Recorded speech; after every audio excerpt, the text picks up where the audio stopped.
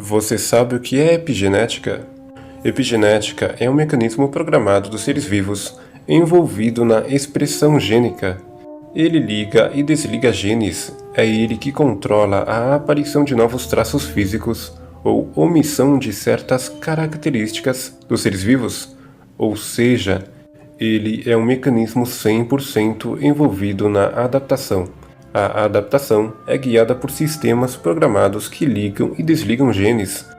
Para ficar bem claro, todas as nossas características, olho, unha, dedos, mãos, pés, são expressos por genes, e desligar esses genes resultaria na ausência de um traço, e se fosse ligado um, também resultaria no aparecimento de um traço.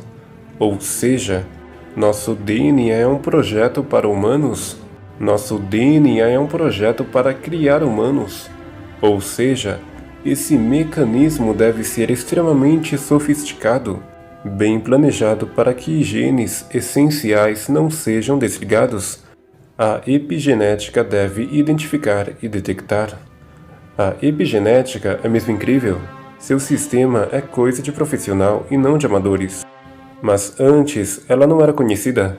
E quando um ser vivo se adaptava, os evolucionistas, não sabendo como ele se adaptou, jogavam tudo como evidência da evolução, dizendo: olha, ocorreu uma mutação, ele evoluiu. E assim, com base na ignorância, os evolucionistas ficavam inventando exemplos de evolução. Ou seja, não sei como ele se adaptou, logo foi evolução. É literalmente uma evolução das lacunas. Não sabendo como aconteceu, dão os créditos para a evolução, até que as evidências futuras preencham essa lacuna, esse buraco de conhecimento, mostrando que não é algo casual que causou essa adaptação. Nesse caso, a epigenética preencheu essa lacuna de conhecimento sobre as adaptações, e não restou mais lacuna para a evolução. Um ótimo exemplo disso, que eu acabei de falar, são os famosos peixes cegos, ou Astyanax mexicanos, que devido à ausência de luz nas cavernas, não desenvolveram olhos, ao mesmo tempo que outros sentidos foram potencializados.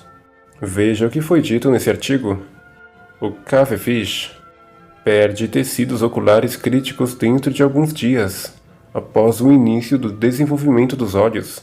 De acordo com um novo estudo, essa perda de tecidos oculares acontece através do silenciamento epigenético de genes relacionados ao olho.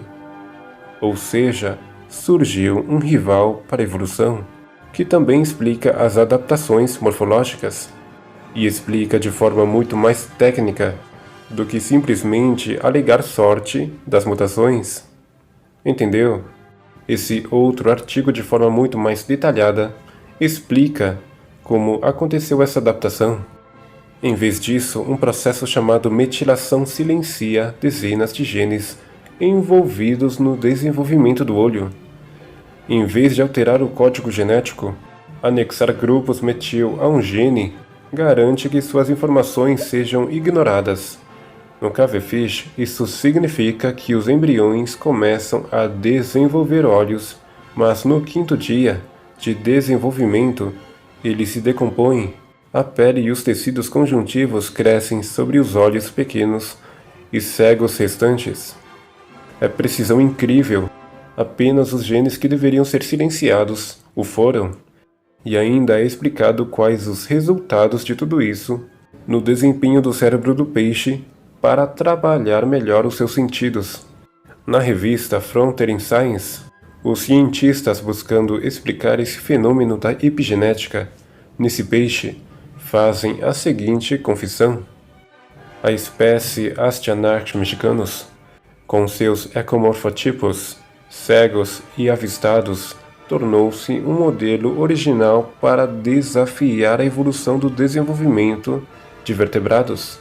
Ou seja, se descobrimos um mecanismo genético programado responsável pelas mudanças morfológicas dos seres vivos, então aquelas mudanças ou variações em uma mesma espécie não seria devido à epigenética?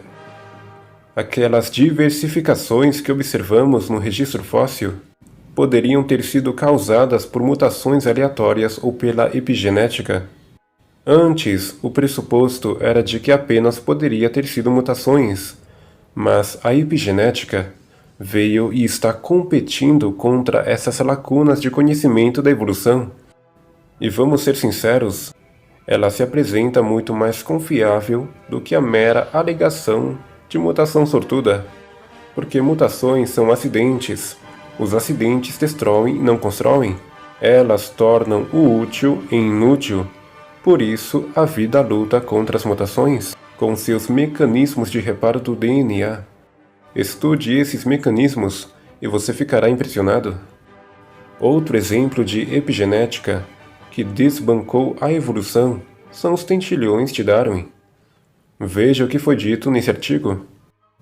Michael Skinner, autor sênior do Washington State University, disse: nos tentilhões que estudamos, as alterações epigenéticas entre as populações foram dramáticas, mas foram observadas alterações genéticas mínimas.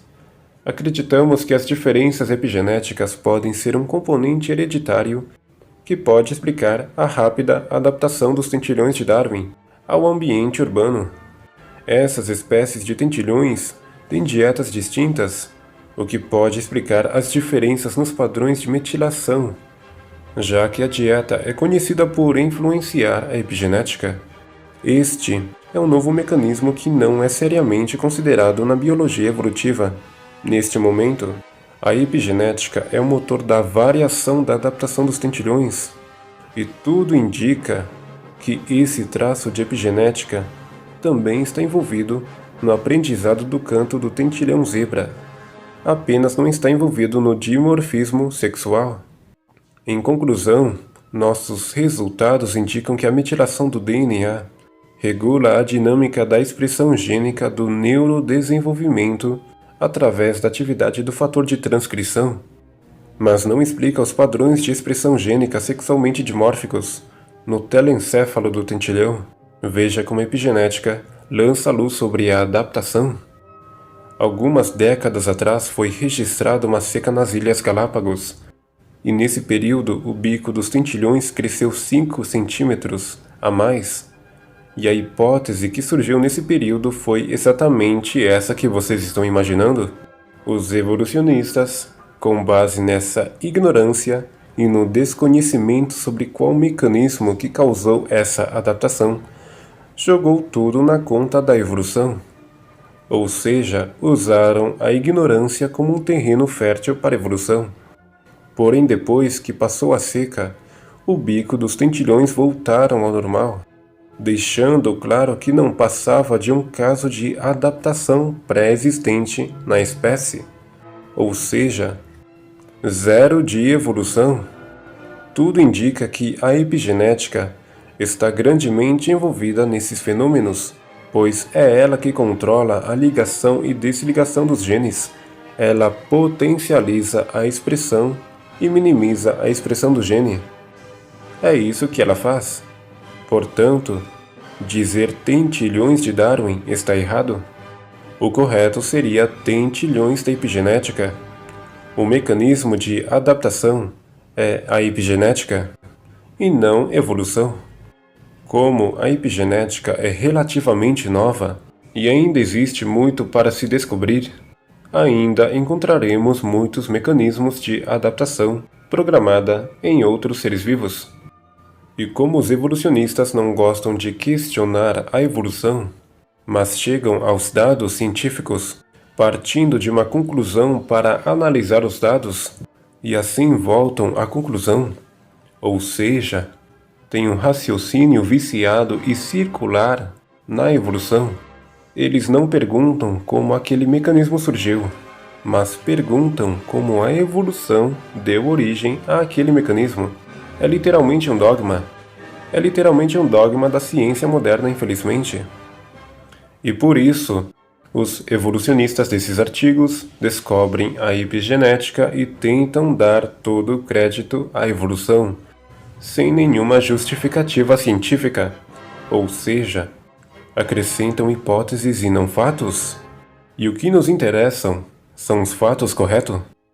Apenas as evidências trazem o avanço científico. E a epigenética é contrária à evolução. Sim, ela é contra as mutações. Por exemplo, ela ignora as mutações acumuladas de geração em geração. Esse outro artigo explica bem como a epigenética é fundamental para a segurança da vida. Assim que, ao fazer ciência, vamos deixar nosso gosto em casa, partindo de uma análise sem pressupostos e não partindo de uma conclusão para a análise e logo para a conclusão, como os evolucionistas fazem.